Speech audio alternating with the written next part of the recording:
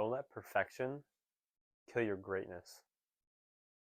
I feel so often in life we let an ideal of perfection, a standard of perfection that will not be met, stop us from settling for greatness.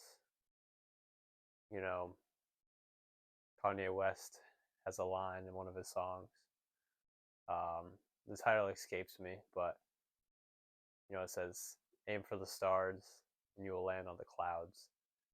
And sometimes you have to be okay with that because, well, all the time you have to be okay with that, really, because perfection is impossible. We humans are not perfect, and we will never be perfect. And an ideal, a perfect situation will never occur. And you can't let that stop you from going for it and, settling for great or good. And settling isn't always a bad thing because you need to settle because if you let the ideal of perfect corrupt you so much that you never try to do anything and you just leave everything up to imagination because in the head things can be perfect, but in reality they can never be perfect because there's too many factors outside of your control. You can imagine a perfect situation, but you try to play out the perfect situation and it won't happen exactly as you thought. And if you let that cripple you and let that stop you from pursuing anything, then you will kill your greatness and you won't even be good. You'll be nothing because you'll never do anything. You know, you need to act in life and you need to do things. You can't just leave everything up to thoughts and ideals, and because if you don't practice it and only preach it, then what's the point?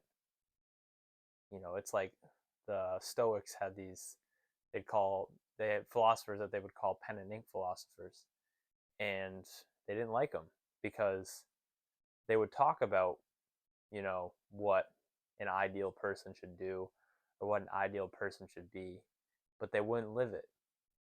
And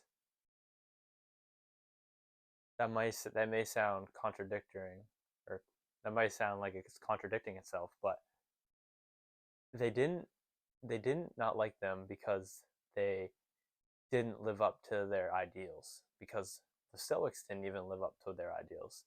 The ones who wrote stuff down, they didn't live up to the perfect Stoic ideal, but they tried.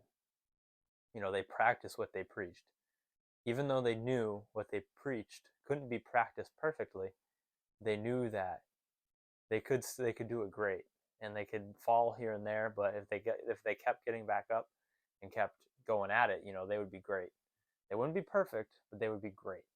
And that's really all that matters, because no one is perfect.